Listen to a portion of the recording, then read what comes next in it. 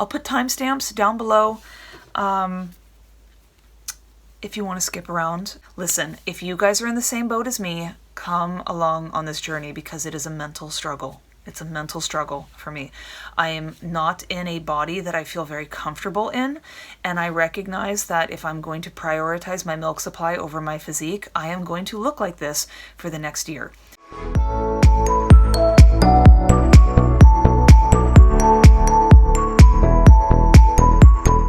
Hey everybody, welcome back to my channel and welcome to my children's disaster of a room.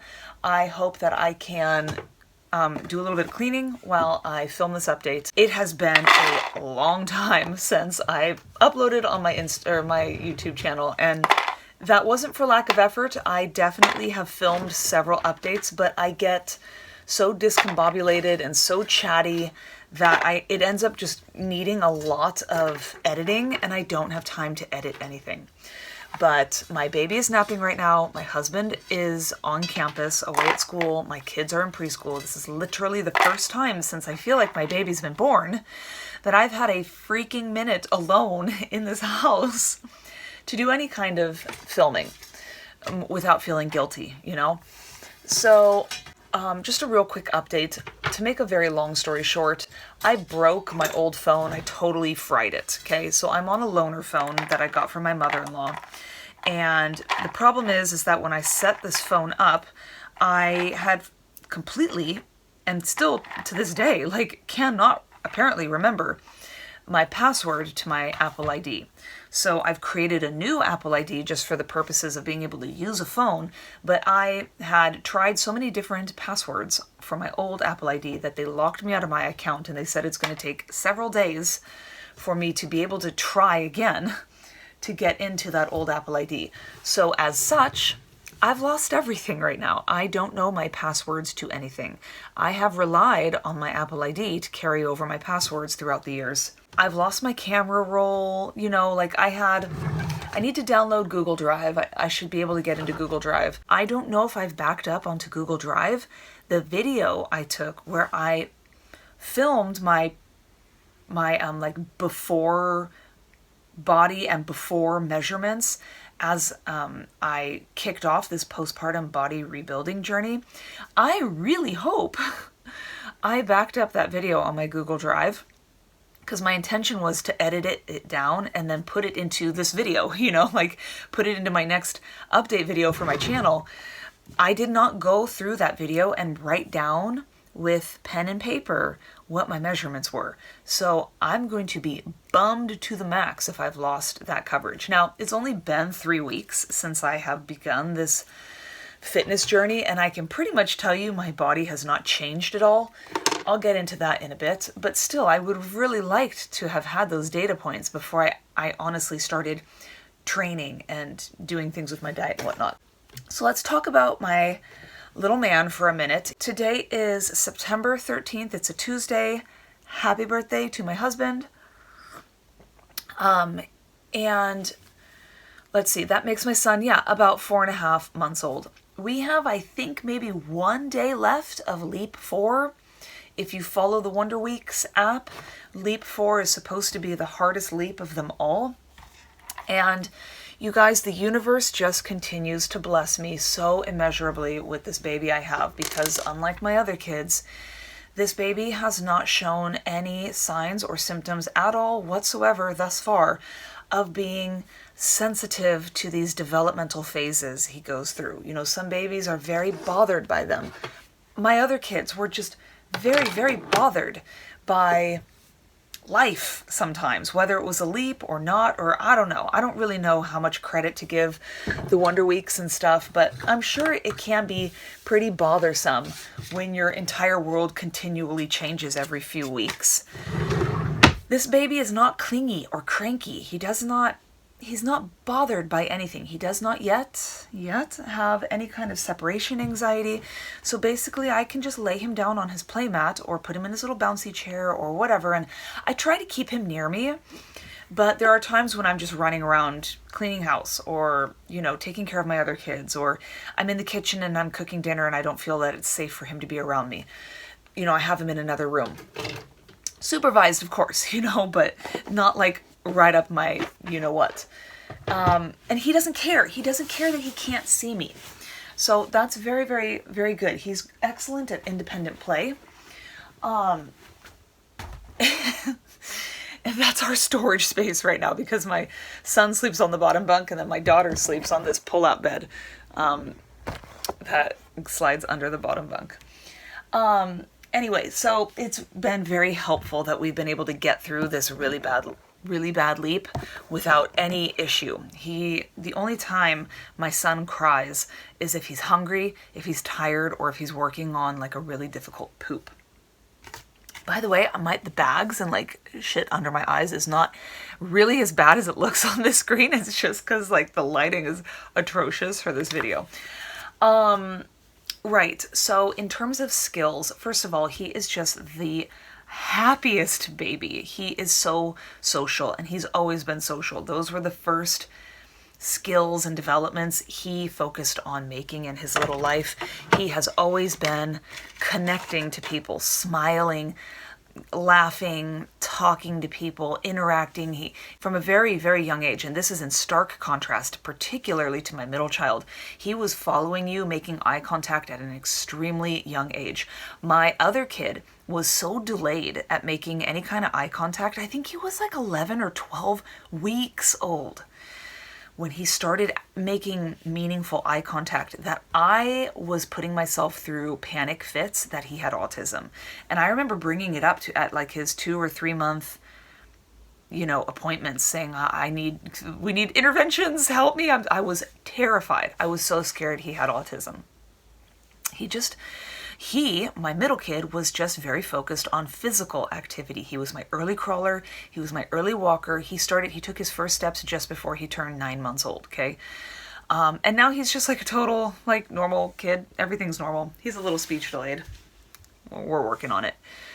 But this guy was not so quick onto making any kind of physical movements. He's been always about social interaction and just like, it's been beautiful. It's been really, really nice. But I say that now with the caveat that he is very mobile now. And so I think it was like 3.5 weeks old, he started rolling for the first time. He rolls from his back to his belly. And then when he was 4 months old, he started rolling from his belly to his back.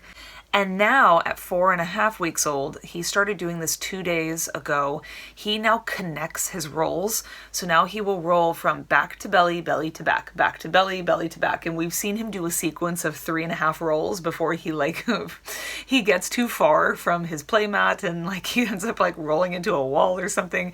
It's really the most comical and absurd thing to watch. It's just like this little hot dog baby barrel rolling across our living spaces. But it's very, very, very exciting right now to watch him develop.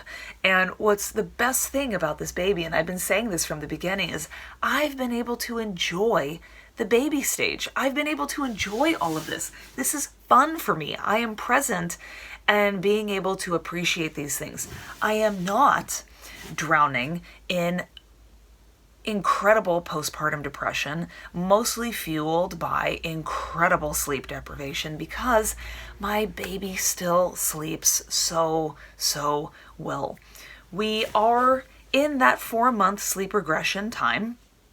I do think my son is in the sleep regression because he has had a remarkable change in his daytime napping habits. He definitely only lasts about 1 sleep cycle for his naps, whereas before he would sleep anywhere from 1.5 hours to 3 hours for his naps. They definitely began to change around the time he was 3.5 months old. Now it's just they're all short, and they're obscenely short. He had a 17-minute nap the other day. Some naps, they don't happen at all. He sucks his thumb, he sucks his hands. He won't take a pacifier, unfortunately, but it is what it is. But he does settle himself to sleep on occasion. I'd say maybe 50% of the time, maybe more, 75% of the time. He'll roll onto his belly, he squirms and wiggles and, shifts his head around, and then he starts sucking his fingers or thumb and he goes to sleep. So I try to give him that opportunity to settle to sleep. But it is backfiring left, right, front, and center right now because he just is not doing good at napping. But, most of his naps are 20 to 30 minutes long. So that's how long this video is going to be because, he's napping right now. I do think he's in his sleep regression. Thankfully, it has not yet affected his nighttime sleep. He still sleeps really long stretches at night. I put him down anywhere from 6:30 to 7 p.m. at night, and I was dream feeding him. That was, I think the last update I made was I was dream feeding him around 1 and then again around 4. But now he goes down around 6:30, 7, sometimes 7:30. It just depends on how late his last nap of the day was. And I don't dream feed him anymore. I don't want to create habits of him needing to eat. He's at an age now where he does not need to eat at night. And I find that when I was dream feeding him, he just wasn't eating as much during the day. So he wakes up on his own around 2 to 2:15, like clockwork, every night to eat. So he goes from 6:37-ish to 2:15-ish for his first stretch. I feed him, I change him, I put him to sleep, and then he wakes up again, sometimes for the day, around 6 or 6:30 a.m. And I do feed him again at that time. I have very mixed success with getting him to fall asleep again. 50% of the time it doesn't work and he's just awake for the day. But other times, especially when he napped really terribly the day before, he will fall asleep and I can squeeze out another 2 hours out of him. So he's getting about 13 hours of sleep, sometimes only 11 if he wakes up at 6 and I can't get him back to sleep. But that's pretty god dang good for only one nighttime wake and then that early morning 6 a.m. feed. So I feel like we've pretty much covered my baby, his temperament, what he's working on, Leap 4, sleep regression stuff, sleep stuff. To quickly touch upon breastfeeding also, I basically exclusively pump. I latched my son for the last time when he turned 4 months old. That was 2 weeks ago, and he took a full feed off of me. It was amazing. And then ever since then, he just won't latch. I don't know. It's so funny. Like, I have tried all of my tricks in the book that worked prior to 4 months old, and he looks at me with just this look of outrage and disgust when I try to put my breast into his mouth. And I take it very personally. I feel so offended. I'm like, God, I feel so rejected. But really, I've actually very much enjoyed exclusively pumping this time. I have chosen to do that because that's just the way my body's going to be. This is what I've learned across my 3 kids. It takes my milk 5 or 6 days to come in postpartum, regardless of what I try. Pumping and latching 2 to 3 hours round the clock every single day. I antenatal expressed for 7 whole weeks before I had this baby. And it took my milk 6 days to come in this time. It was even longer than my other kids. It takes my milk forever to come in. My kids end up losing weight and getting jaundiced if I don't do something about it. Thankfully, I had the colostrum I expressed to manage my son's jaundice this time, but still. And then this is the thing that I experienced with my last baby, and I have confirmed that it happened again this time. No matter how much, round the clock, pumping and latching every 2 to 3 hours round the clock, I'm not able to build my milk supply up until it has regulated. Is that something that happens to you guys? I've never heard of that. Everyone I hear of is once your milk supply regulates, then it drops if you're not on the ball. For me, I basically undersupply until I reach that 12-week mark and my supply regulates, and then all of a sudden it just expands. And I think it was 2 videos ago I told you guys that I thought my milk supply was increasing because I finally just gave up on drinking 3 liters of water a day and taking all these electrolyte pills, and I was just taking all these vitamins and doing all these things, and I'm like, screw this, it's not doing anything to my milk supply. I'm so sick of this, drinking all this water, just screw it. So I just let it go. And then I gained 10 ounces per day over the course of a week or 2 from stopping that. And I thought it was because I'd stopped all those things. But when I look back and reference my logs from my other baby, It's like around the 10 to 14 week range, my milk supply increases substantially. And this time I've gotten it up to a just enough status. I exclusively pump, but I pump anywhere from, like 950 milliliters a day. That's almost what, 30 ounces or something? I make just enough for my baby. So I'm really enjoying my breastfeeding journey, as annoying as it is, because I do pump 8 to 9 times a day for a half hour each time, sometimes 35, 40 minutes. It's a lot. I'm able to manage it with my lifestyle, but I find that I'm not really able to go anywhere or do anything. It's so annoying how much I have to pump. But when we reach that 6-month mark, I think I'll drop down to like 7 pumps per day and see how it goes. We'll just see how it goes. I'm gonna put together a video just about this. I've got to recover all of the photos and video I took of like my before, and I kind of think maybe I'll just video some now. I kind of want to redo that video I took anyway of like my before postpartum, like how my postpartum body looks right now. Should we just do that now? I need to do like a whole separate video about this, so I'm gonna skim over it. But basically, this is the Cliff Notes version. I do not snap back after pregnancy. I had a lot of luck and success in maintaining my physique and my weight and everything during pregnancy. When I'm in pregnancy, things work out, okay? I just have to get the ball rolling. But then I am able to maintain my physique, and I don't gain a crazy amount of weight in pregnancy. I think I just gained the normal 25 pounds in all 3 of my pregnancies. That's not the case for postpartum.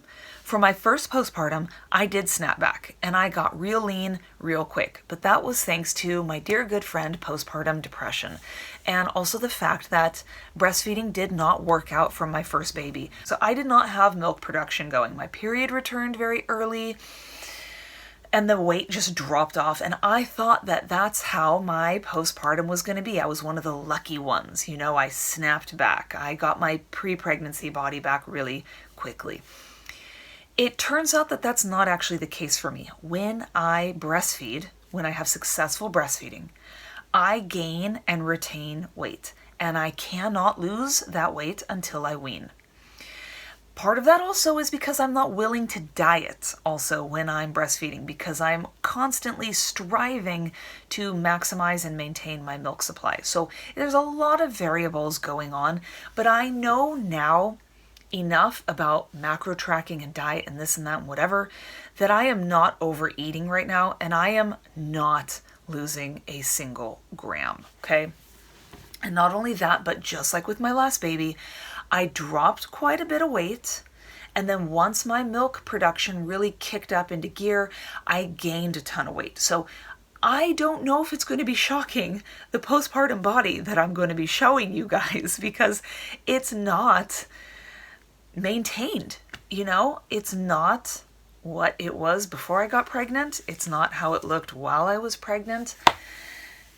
And it's something I've had to embrace. Yes, it's been a struggle. It's been a mental struggle for me, because it's something that I realize this really is a thing. It's not just a fluke that it happened last time with my last baby, because I liked to think that because I was so sleep deprived with my last baby, I was not following diet, I was not working out, I just was surviving for that whole first year, that I had done it to myself, that I had dropped the ball, I'd given up on myself, and I dug myself into the hole that I did when I kicked off my postpartum body rebuilding journey with him in January of 2020.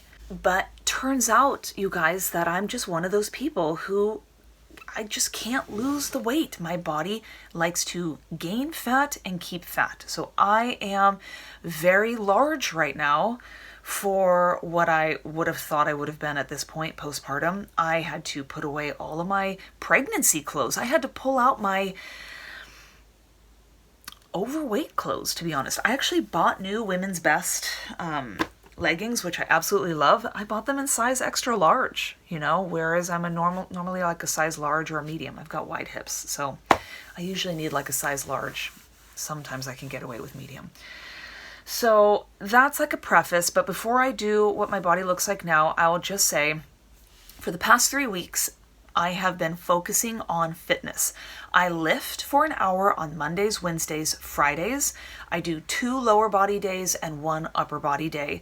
And then on Tuesdays, Thursdays, and Saturdays, I go out and I walk for a half hour. I do a steep incline, brisk walk on our treadmill. And that's it. Just 30 minutes and then that's it. And then Sundays are my rest day.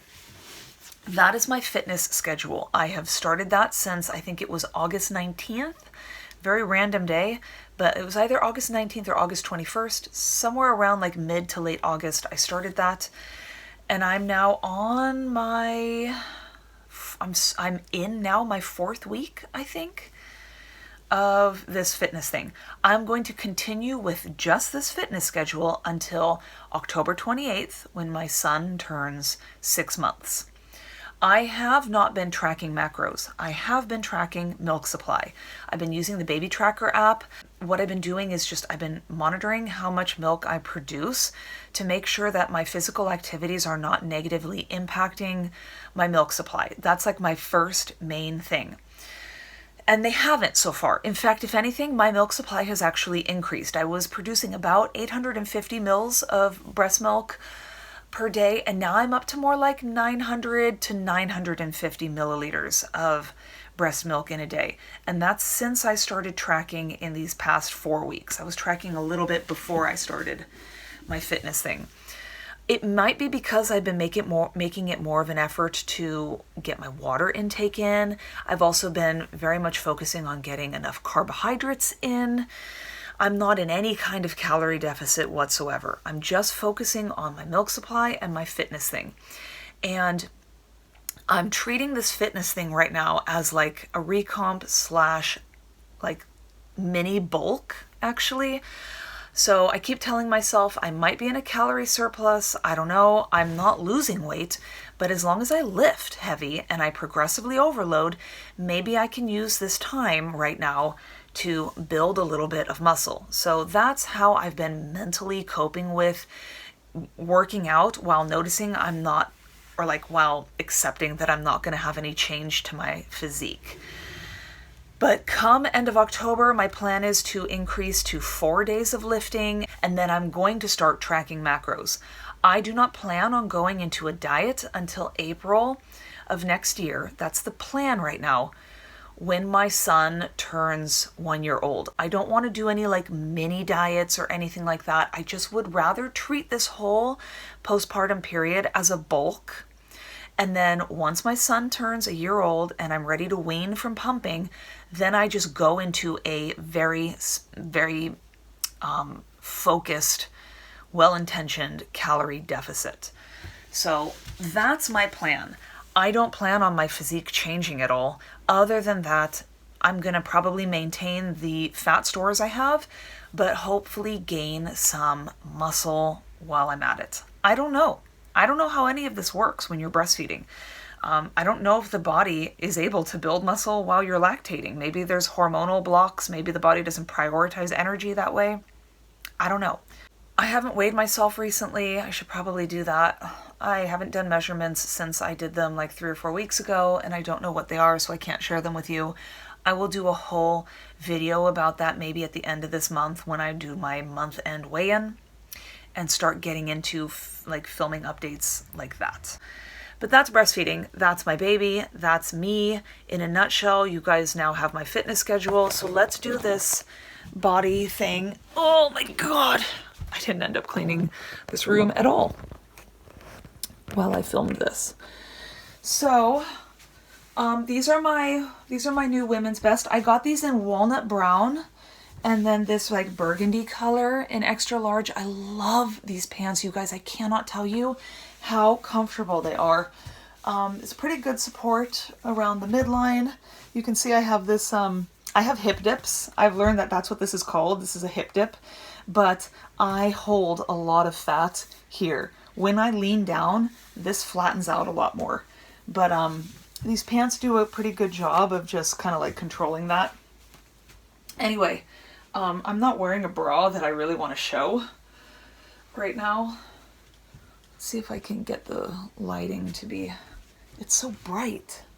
There. So, with my pants on, this is how my body's looking. Now listen, you guys, my body is so much leaner this time than it was when I started my postpartum body rebuilding journey last time, but that's because I'm starting at 4 months postpartum, 3.5 months postpartum. Last time I started at 1 year postpartum. So I think that if I had not exercised or focused at all on my diet for an entire year, I would have been right back to square one like I was the last time. But even with that to say, I do have quite a bit of fat on my body.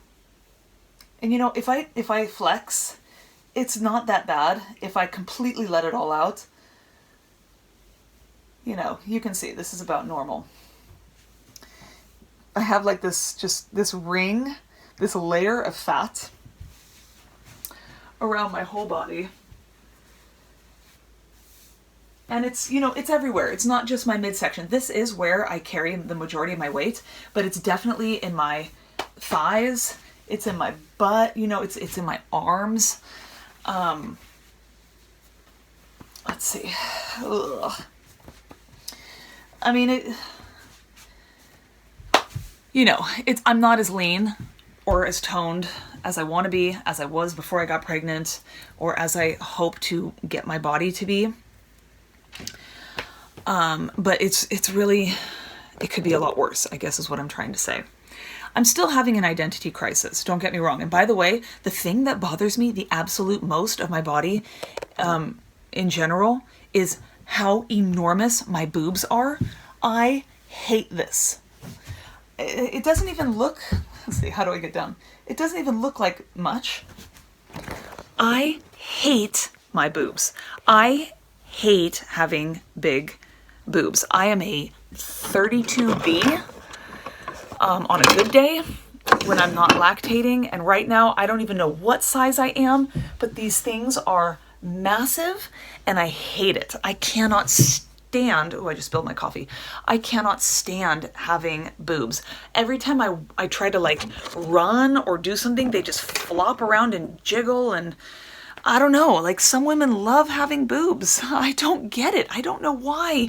They're just like these really obnoxious, uncomfortable, lumpy things, and I don't even know. Where did I have you guys before? Maybe it was down here. Okay. I really don't like them, and I'm so excited to lose them once I wean. But yeah, I feel very trapped in my clothes, but a lot of that is because I'm breastfeeding and I'm always having to wear nursing bras and nursing tank tops and shirts that I'm able to like pump easily in, because I don't like having to just, you know, sometimes I'll just lift my shirt up and pump, whatever, right? This video is long enough. Oh my God. One thing I have to share with you guys. I can't believe I forgot this. One thing in this postpartum period that has been absolutely outrageous is the hair loss. I have never lost this much hair with any of my kids. I cut off 7 inches of my hair. So now it's short. It just comes down to here. It was like all the way down, I think, to here before. I just took a pair of scissors. I did that trick. I cut my own hair, you know. I did that trick where you use hair things and you just snip off. You guys, look at the hair loss. Look at this. And here too. Do you see that? Can you see? Like, oh my gosh, there. Now you can see. Look how outrageously bad that is. It's not as bad on this side as it is on this side. Holy shit. And you know what? Since I'm filming this, I'm going to show you my neckline. I've not been able to look and see, but I feel like I've probably lost some on my neckline as well. When the hair loss first started, my scalp was so tender. So tender. It hurt. It felt like I had a sunburn on my head. And I felt that around here, but also down around my neckline. So I wonder if I've lost hair there. But look at, all I have to do is just pull Do you see that? That's all, I'm like a chemo patient, you guys. Like, all I do is just, and I get entire handfuls of hair. And this, I just washed and brushed my hair this morning, and now it's still all falling out. It is intense, okay? So this is gonna take me a while, and I'm gonna look like a mess when this starts growing back in. Anyway, that's like a very long update for you all. I will be definitely uploading a video probably early October where I do like a true September month end fitness, body, measurements, everything update.